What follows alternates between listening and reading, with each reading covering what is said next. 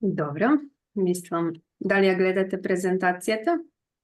Da, Da, Dobro.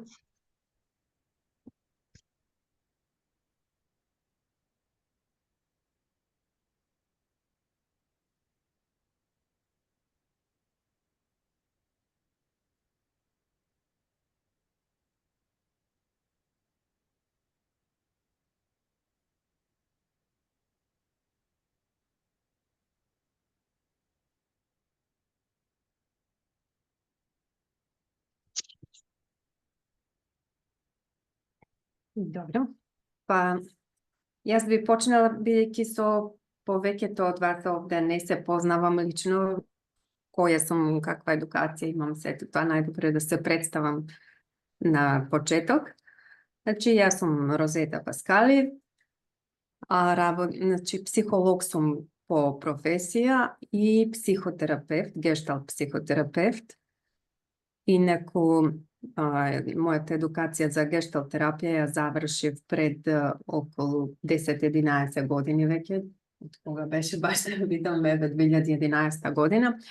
Во 2011 ја завршив мојата едукација за гешталт терапија и од тогаш практикувам гешталт терапија со приватни сеанси, тераписки, но од изминативе 2 години веќе само тоа го работам и едукација исто така за гешталт терапија. Инаку изминативе скоро 15 години работев во Центарот за социјални работи како психолог и имав прилика таму да го применувам она што сум го научила од гешталт терапијата, но сепак е тоа институција каде што и не може толку многу да се работи како што јас би сакала и да има многу повеќе простор за советување и некои тераписки интервенции, него некако се повеќе се претвораше во бирократска поставка и некако технички работи кои многу малку има допирни точки со психологијата и едноставно веќе не се пронаоѓав таму, затоа и дадов отказ од Центарот за социјални работи. Многу ми значи тоа како искуство, бидејќи имав работа со буквално категории различни на клиенти, корисници на услугите на Центарот, од област на брак и семејство, разводи, деца со аутизам, од семејно насилство, посвојувања и шелтер центар и што се друго, но се повеќе некако беше важно таму која партија си, кој ти е врска, кој, ти е конкуренција, а се помалку имаше простор да, се она што сум го научила до сега, да го применувам и тоа навистина некако почна да ми пречи.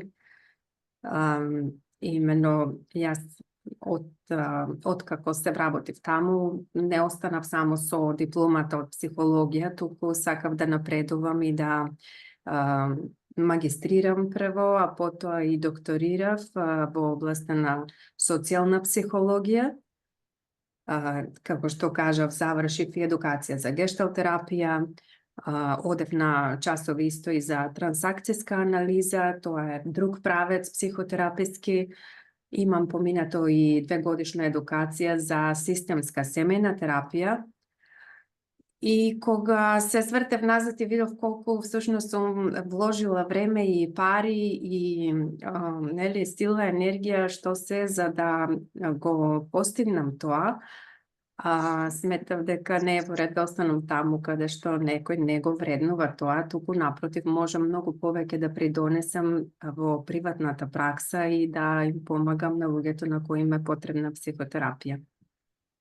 Така и одлучив да го отворам овој центар едукативен увид, значи Центарот за едукација и личен развој, во кој работам психотерапија, индивидуални сесии, работа и со парови, со семејство по потреба, а исто така и групи за едукација за идни гешталт терапевти. Значи, на почеток, ги ставив моите дипломи, ова ми е од докторатот, ова е од Европската асоциација за гешталт терапија и ова ми е последната валидна еве до 2028. Значи сум сертифицирана од Европската асоциација за гешталт терапија и имам, значи после толку годишното искуство, имам право и да водам тренинзи согласно програмата на Европската асоциација.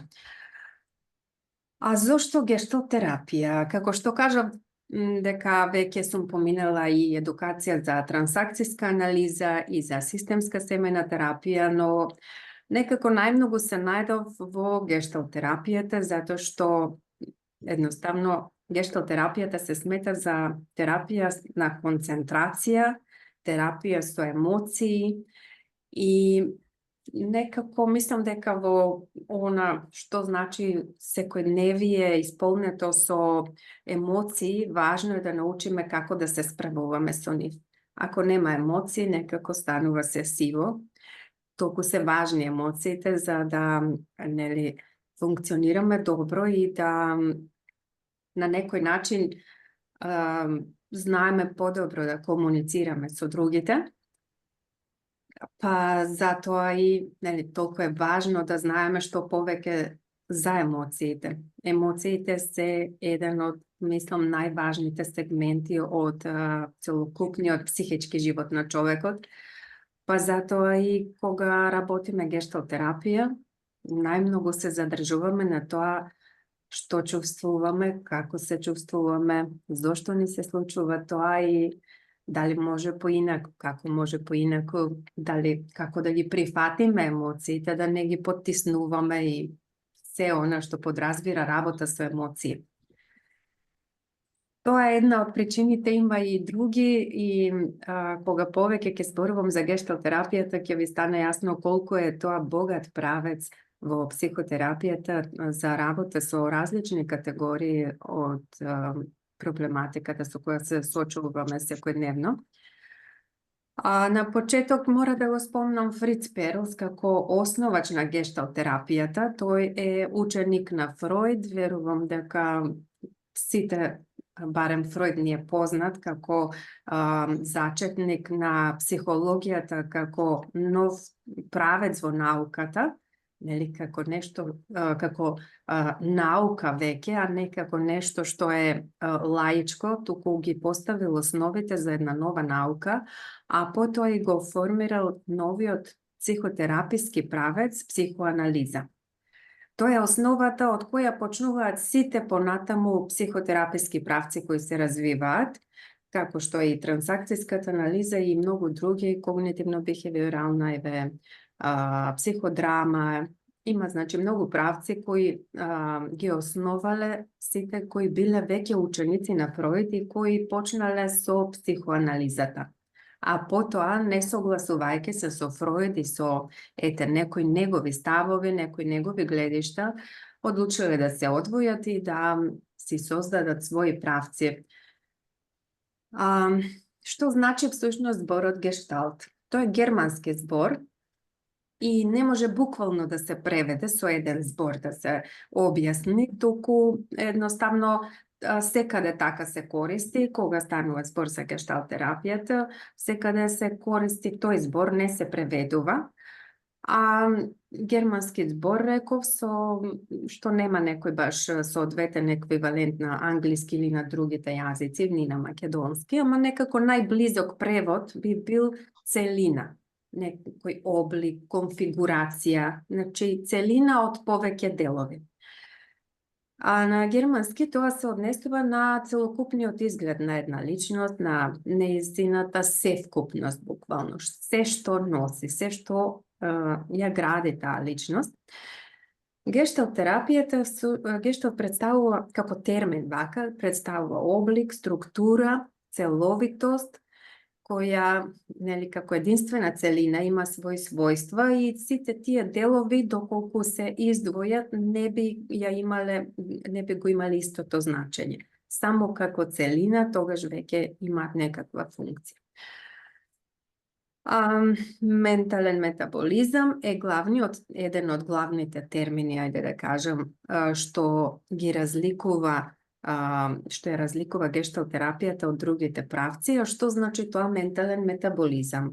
Сигурно сте го сретнале појумот метаболизам и најчесто се користи за телесните функции, нели, како се храниме и како телото функционира, колку има забрзан или забавен метаболизам, па и од тоа зависи колку имаме енергија за функционирање во секојдневието или е ниска енергијата. Тоа нели зависи од физичката активност, од храната, реков, која јадеме, како функционираме во секојдневието, колку сме активни. Ама овде Перл се зборува и за ментален метаболизам. Значи, не е важно само каква храна ќе внесеме во устата и нели како ќе го нахраниме телото, туку и какви мисли, какви информации ќе внесеме од надвор, од она што нели го слушаме, го гледаме околу нас, примери од нас, околу нас, значи од луѓето кои се околу нас, или од сите тие информации што ги имаме на социјалните мрежи како пораки, што се од тоа ќе го прифатиме како свое, дали само ќе го голтнеме како вистина или пак ќе сакаме да го разработиме, да го разгледаме колку е тоа вистинито прво, и ако е вистинито, колку е тоа прифатливо за нас, колку е тоа во склад со нашите вредности, ставови, верувања. Значи, колку тоа ќе биде добро за нас да го прифатиме за нашето подобро функционирање. Или кога е прифатено само како здраво за готово, едноставно како да сме голтнале храната без да ја джвакаме. Кога само ја голтаме, тоа многу тешко е, нели, за телото, за целиот дигестивен систем да ја обработи храната кога не е соджвакана добро. Истото се случува и со информациите кои само ќе ги голтнеме, нема да ги размислиме, нема да размислиме колку е тоа добро за нас, дали функционира за нас, можеби за некој друг е добро, за нас можеби не е баш. Има некои информации што секако се корисни и нема потреба многу да ги размислуваме, од типот дека уште од мали сме научиле дека кога треба да поминеме улица, треба да погледнеме лево и десно. Едноставно тоа е значајно за нашата безбедност. Ама тоа е нешто што е добро за нас, значајно за безбедноста и добро е што го прифаќаме, го применуваме. Ама ако прифатиме нешто од типот например, девојчињата се посрамежливи од машките или мажот во куќата треба да го има главниот збор или пак жената е таа која треба да се грижи за домот, не треба да мисли на работата или да мисли на некоја кариера, или пак дека не е добро да се караш со луѓето, дека тоа е нешто лошо и треба се избегнува, дека не е добро, срамота е да се плаче, например, колку и да ти е тешко, треба да се воздржиш, или нели има еден куп такви примери, каде што можеби во некои ситуации, кога сме го прифатиле тоа, немало друг избор. Најчесто тоа се случува уште кога сме мали и кога едноставно тоа што ни е наложено како прифатливо, ќе го прифатиме и немаме простор за размислување. Особено ако сме имале родители кои и немале баш многу време или расположение да ни објаснат зошто тоа мора така, например, да не плачеш. Зошто да не плачеш, едноставно нема објаснување, него само да не плачеш. Можеби тоа едноставно нив ги вознемирувало и сакале само да престанете со плачење, да се смирите, да ја прифатите ситуацијата, да нема тука некои галами, но тоа било тогаш кога вие сте немале баш многу избор, кога требало да бидете послушни. Но сега кога сте возрастни, кога имате избор, за жал многу често се случува да продолжуваме да функционираме според она што сме го научиле како мали. Кога е тоа така, едноставно се случуваат ситуации каде што, не е пријатно, тешко ни е и кога навистина ни доаѓа и да заплачеме и ако го направиме тоа може би ќе ни олесни малку, но ако нели сме ја прифатиле таа порака дека тоа не треба така, дека е лошо да се плаче, дека веројатно ќе ги вознамириме другите, си ја поттиснуваме таа тага или лутина или што и да се случило, нели, поради што ни доаѓа да плачеме, само одиме против себе си, против она што го чувствуваме, ги негираме нашите чувства за да, нели, го испочитуваме она што сме го прифатиле. Нема процес на метаболизирање на таа информација. Што значи тоа? Нема процес на преиспитување на таа порака што сме ја прифатиле, дека не треба да се плаче. Што ако размислиме, еве, поради што се уште тоа го почитуваме, поради што се уште ние мораме да бидеме послушни и да размислуваме да не ги вознемириме другите. Како се уште се поважни другите од нас. Како се уште, нели, нашата потреба во дадена ситуација, каде што може навистина ни е тешко и навистина сакаме да заплачеме, се спречуваме да го направиме тоа. Нашата потреба ја ставаме во втор план, поважно е ова што јас сум го прифатила како порака. Токму таквите однесувања кои се против нашата природа, да кажам, против она што навистина ни е потреба, прават да некако потешко функционираме во секојдневието, потешко оди комуникацијата со другите, потешко ние да бидеме искрени и отворени со другите, а тоа пак повлекува и нарушена комуникација, неразбирање со другите, тоа пак повлекува можност за дистанцирање и, нели, како некој домино ефект, едно повлекува друго, на крај се доведуваме во некоја ситуација што е непожелна за нас. Затоа во гешталтерапијата многу работиме на преиспитување на сите тие пораки кои сме ги прифатиле од мали и размислуваме за тоа како дали се уште имаат функција за нас и дали се уште мораме тие да ги почитуваме. Што ќе се случи ако не ги почитуваме? Овде имам напишано, значи, за првата книга на Перлс, од кога почнува всушност гешталтерапијата, Его, глад и агресија. Тоа е многу значајна книга, затоа што во неа Перлс зборува токму за тоа колку е важен инстинктот за глад. Како што Фројд кажувал дека е најважен примарен инстинктот за секс, Перлс сметал дека е најважен инстинктот за глад.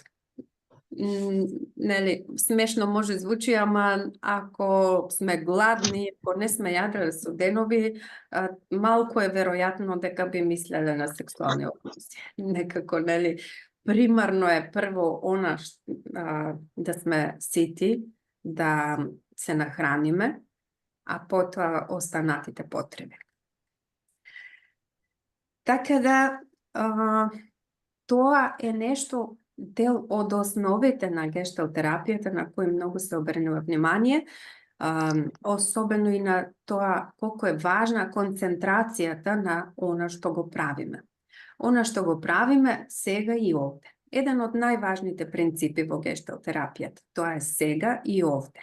Што значи тоа? Според Перлс, мислам и многу други автори, но еве како базичен термин што се користи во гешталтерапијата е тоа, концентрацијата на она што се случува сега и овде, затоа што од целокупната енергија што ја имаме ние, 100%, еве да речеме, што ја има еден човек, само овде и сега може да ја користи за да биде продуктивен и да направи нешто.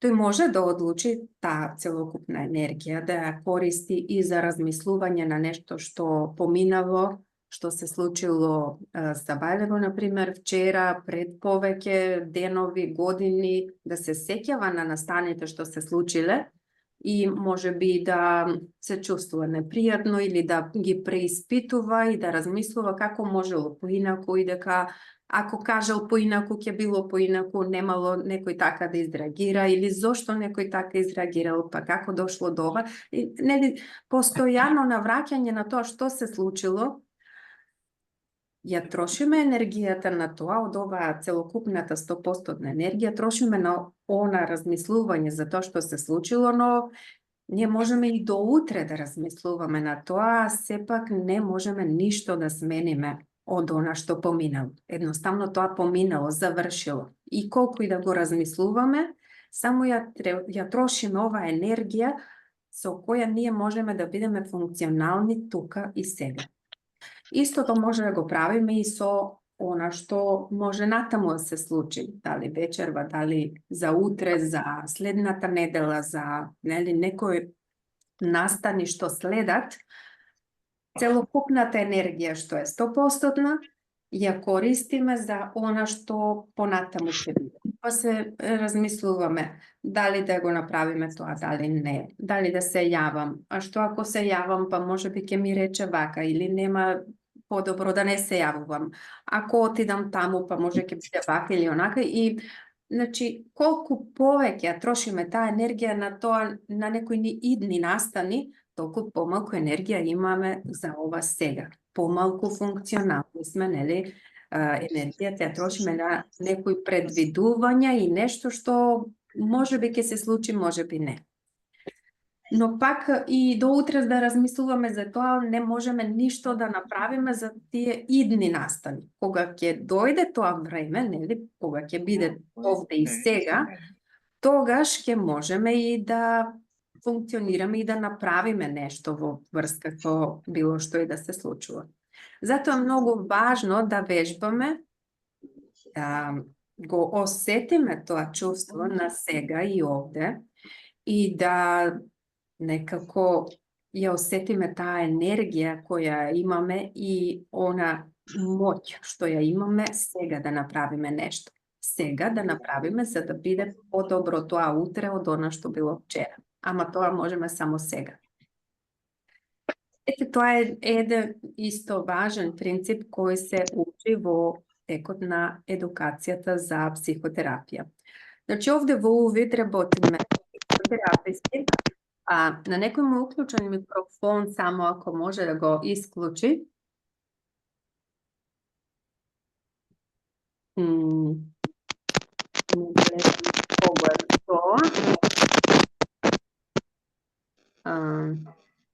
Добро.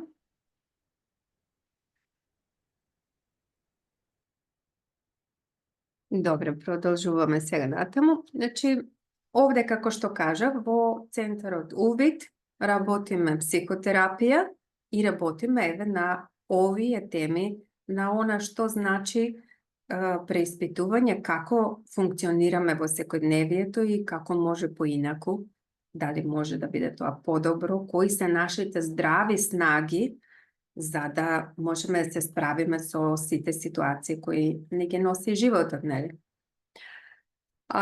Тоа е нешто што, нели, е еден дел што се однесува на клиентите кои доаѓаат за психотерапија. Имаме и еден дел кој е во однос на едукацијата за оние што сакаат да го работат тоа, значи да бидат идни психотерапевти. Не знам колку од вас овде дали има некои психолози, дали има некој што може би знае веќе нешто за психотерапијата.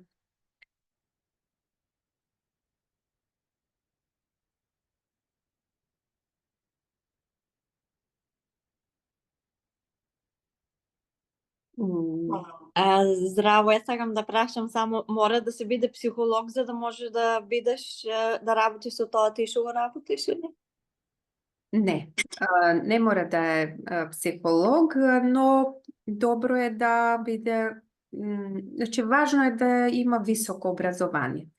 Јас овде имам понатаму во слайдовите еве дел од објаснување за едукацијата како се одвива.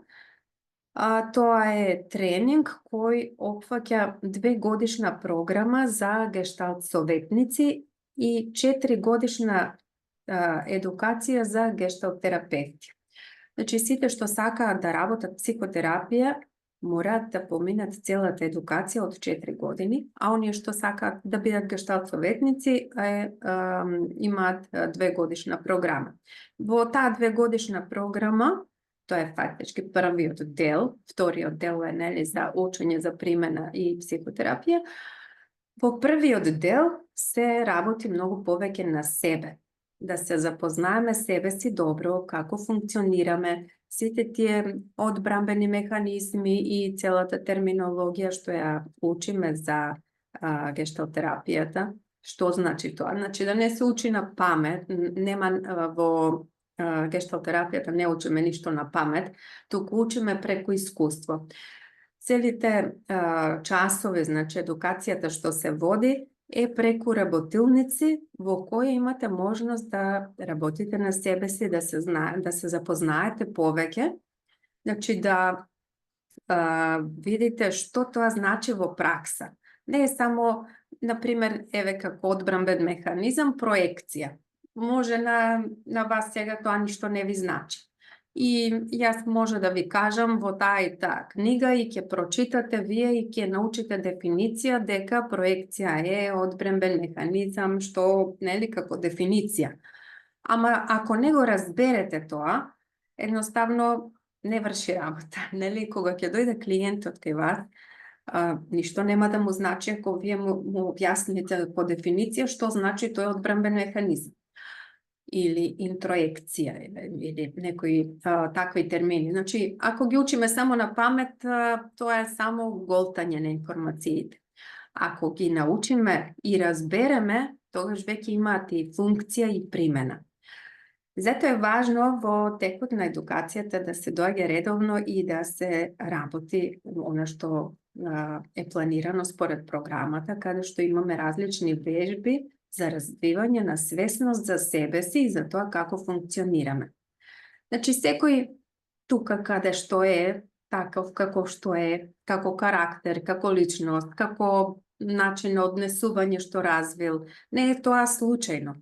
Но кога ќе почнете да работите на тоа, да видите како дошло до тоа да вие така се однесувате, да избирате такви партнери какви што имате, да избирате такви пријатели какви што имате, да избирате таква професија, можеби, таква работа која имате, дека тоа не е случајно, дека е избор поврзан со она како вие сте научиле да функционирате.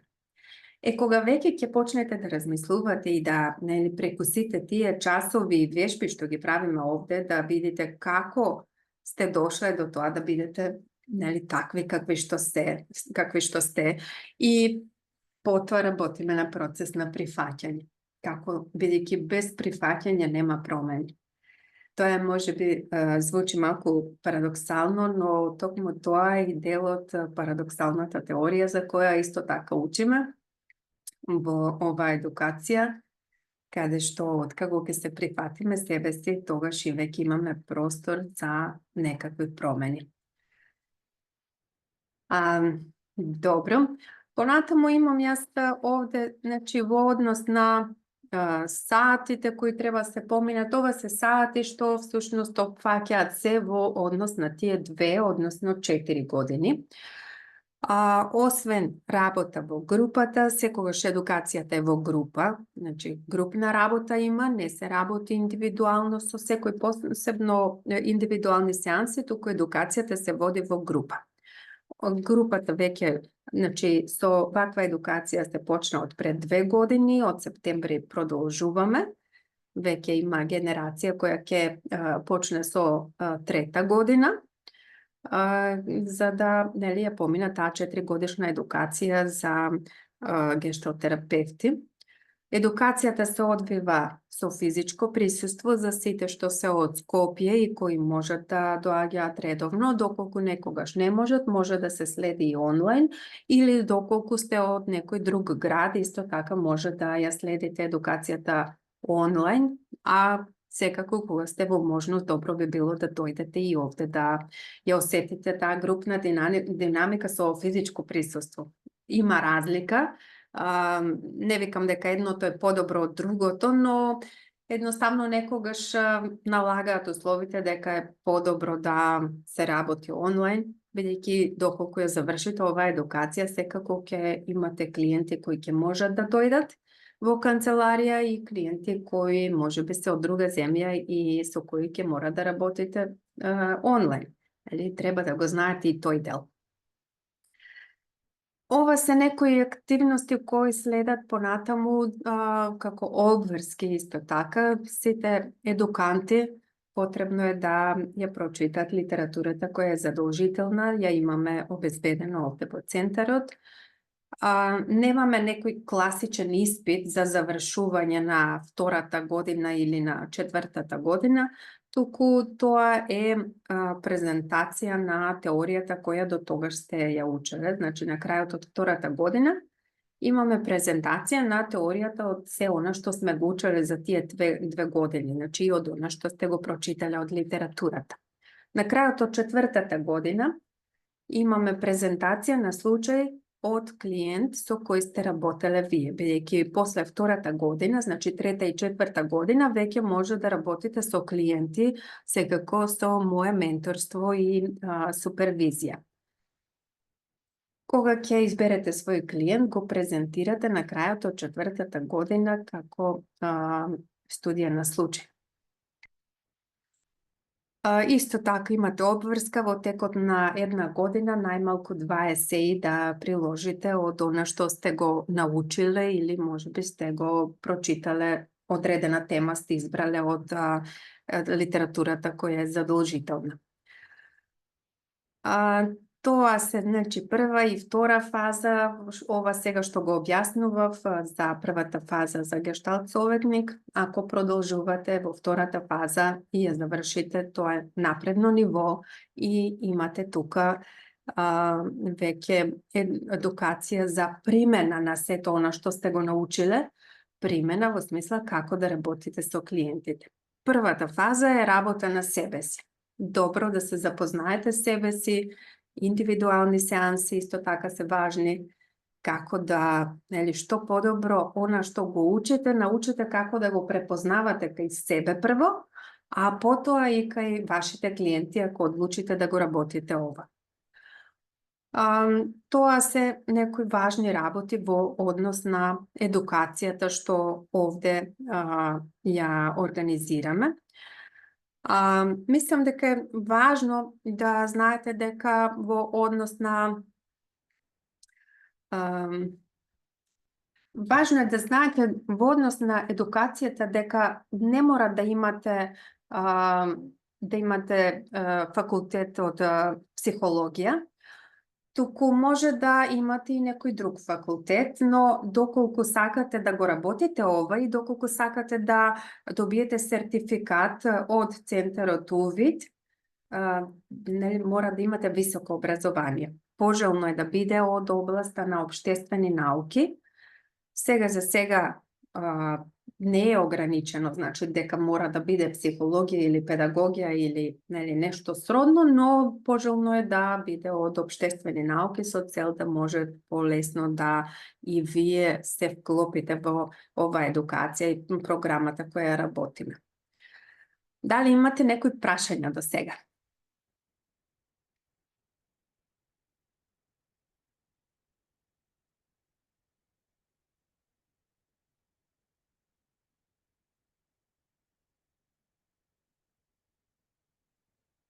Све е јасно?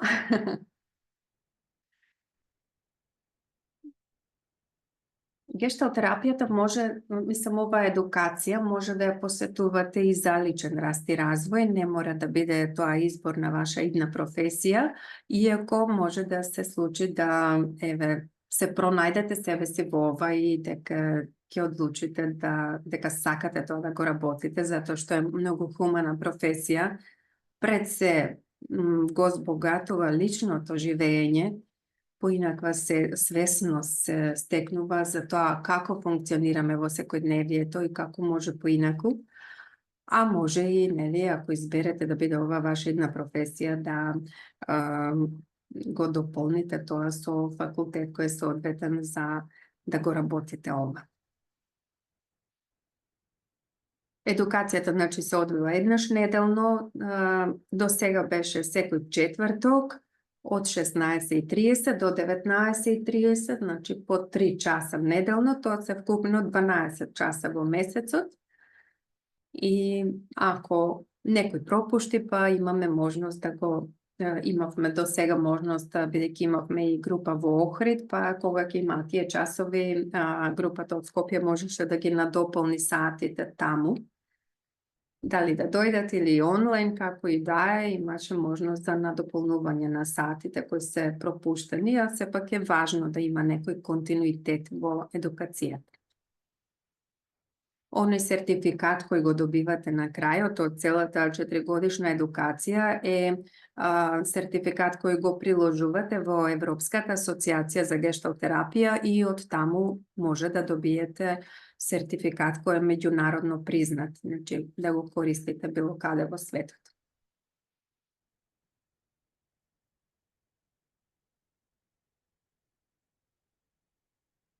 Прашања, нешто нејасно, нешто во врска со ова што го кажував до сега? Ти благодариме, Роза. Прекрасни информации. Молам.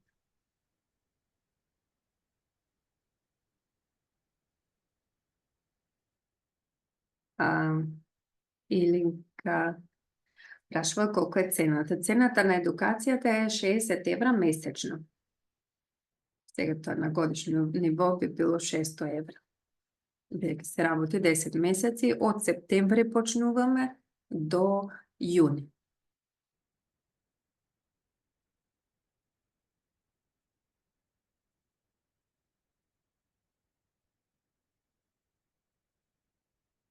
Молам.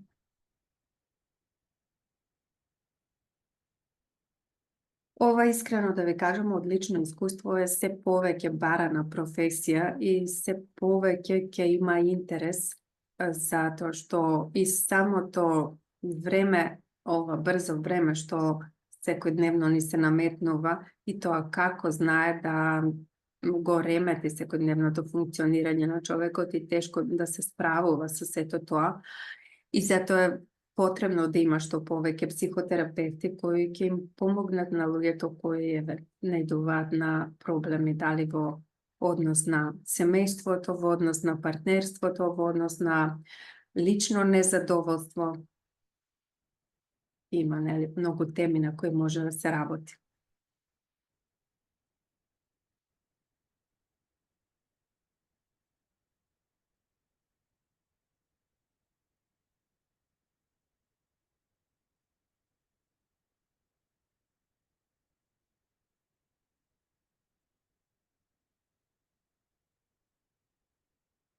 Има ли нешто друго вака да ви интересира? Ме интересира од кои градови, дали сте од Скопје сите или има и од друг град некаде?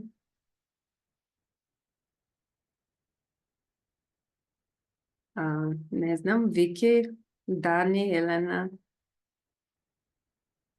од Делчево, Еленка, Еленка од Струмица. Ве прашувам затоа што размислувам доколку има интерес, има можност да од септември се основа група и во Штип. Затоа што колку и да викаме дека и онлайн може, многу е поинакво искуството кога е директно во живо ова едукација и кога можете да доаѓате со физичко присуство.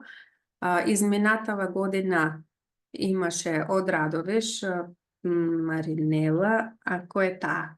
Не знам да не е некоја друга, мислам дека има една групата кај во Скопје Огден, што се вклучуваше онлайн и од Делчево има еден психолог кој ја следи едукацијата онлайн, па има интерес, значи доколку има да се формира барем група од 6-7 луѓе, би можело да има група во Штип и да биде со физичко присуство.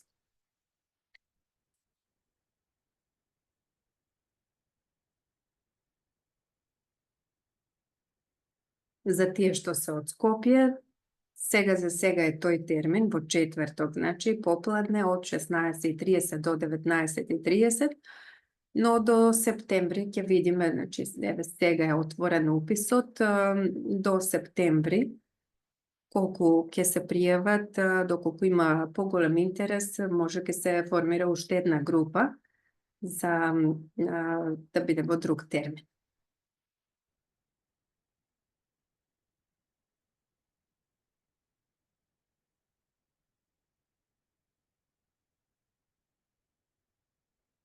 Многу сте тивки.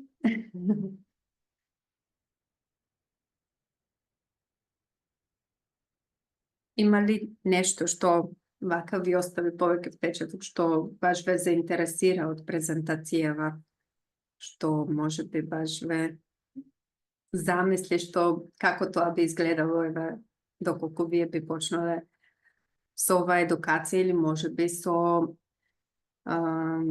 некоја работа на себе. Илинка пишува, јас не живеам во само малку.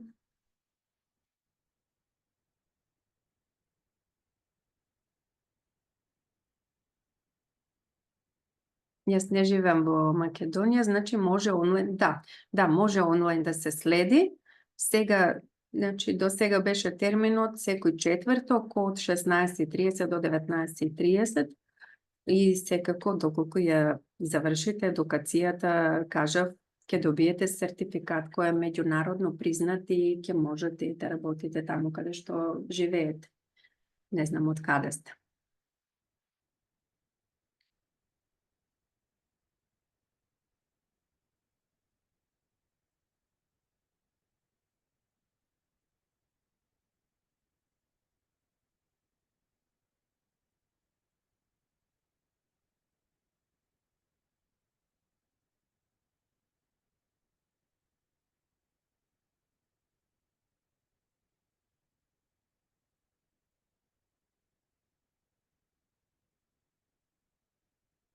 Добро.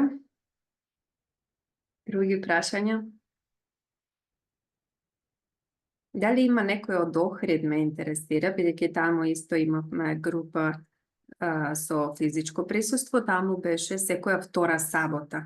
Секоја втора сабота работевме по 6 часа и да ги исполниме оние 12 сати месечно.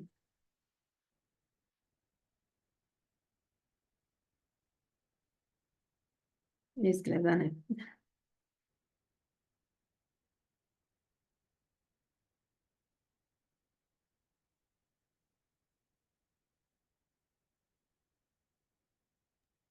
Јас имам уште едно прашање, например, за време на едукацијата. Да. Имаш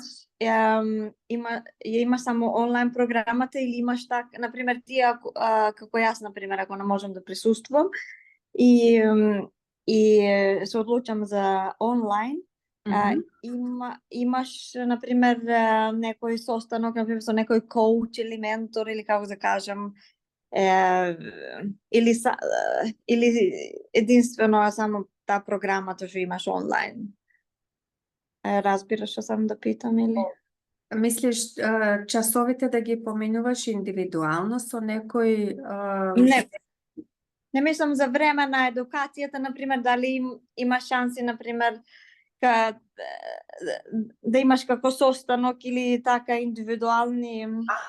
Да. Чисто да ти некој што може да те води во тој како да ти кажам, за време на едукацијата, да ти го покажува правиот пат или ако имаш прашања или ако ме разбираш.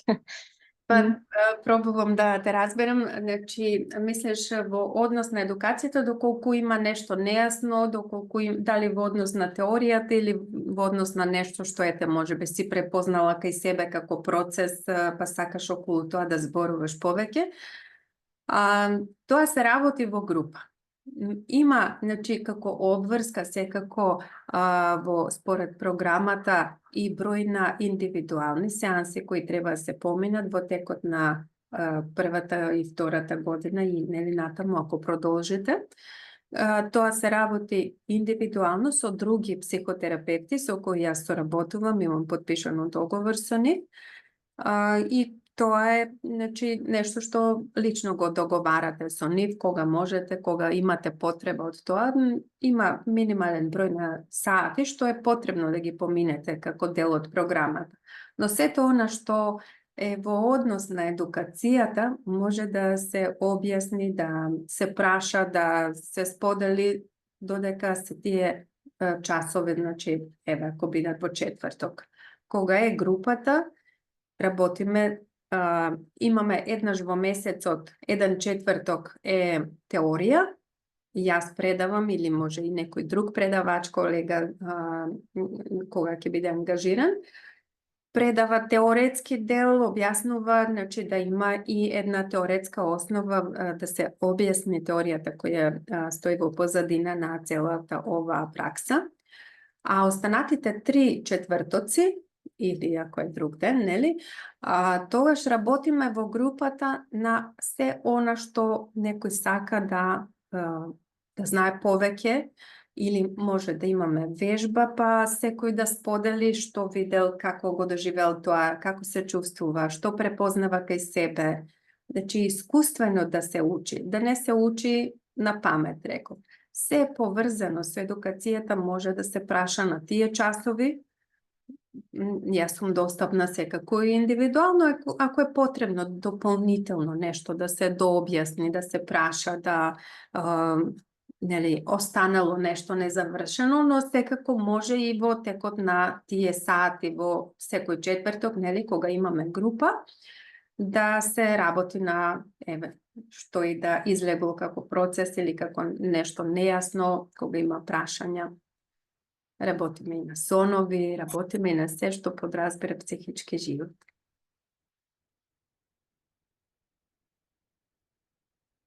Не знам дали одговорив соодветно, дали е добар одговорот, ако има уште нешто, слободно прашајте ме. Фала, супер, сега ми е појасно.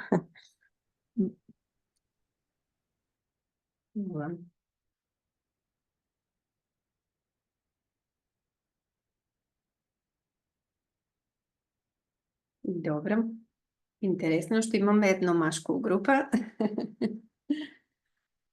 Исто и во групата во четврток што е, имаше 15 членови и само едно машко.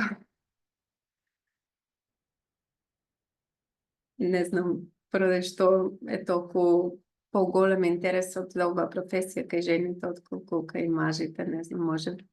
Не, твое мислење, извини, не го пишува името. Да.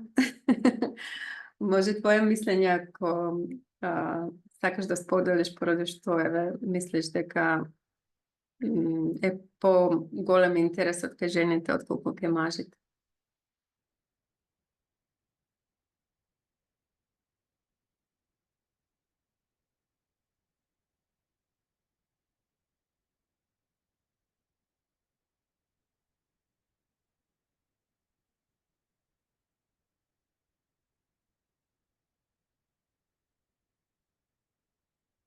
Или не сакаш?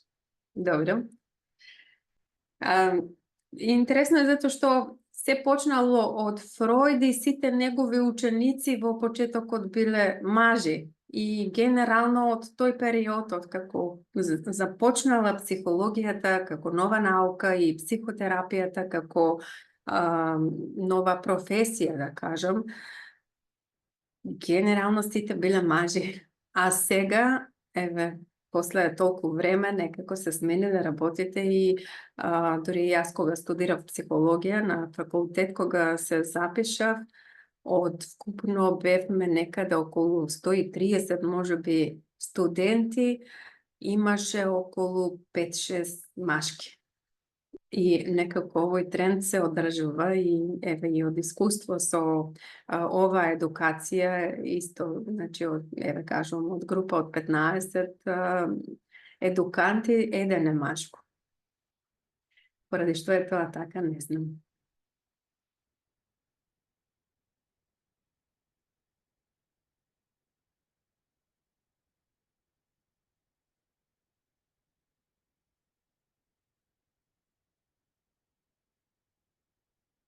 Dobro.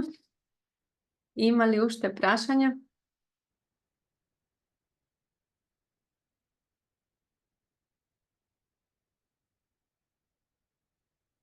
Добро, мислам дека еве 1 сат помина.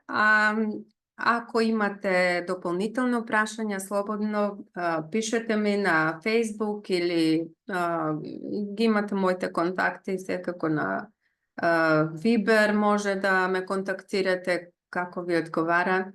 Достапна сум за сите информации. Добро, ви благодарам што присуствувавте на оваа презентација. Ви посакувам убаво лето, доколку ходите на одмор, убав помен. Па се надевам дека со некој од вас ќе се видиме во септември. Поздрав! Чао! Убаво лето, Роза. Поздрав до Фала. сите. Фала ти, Данче, и тебе убаво лето. Чао!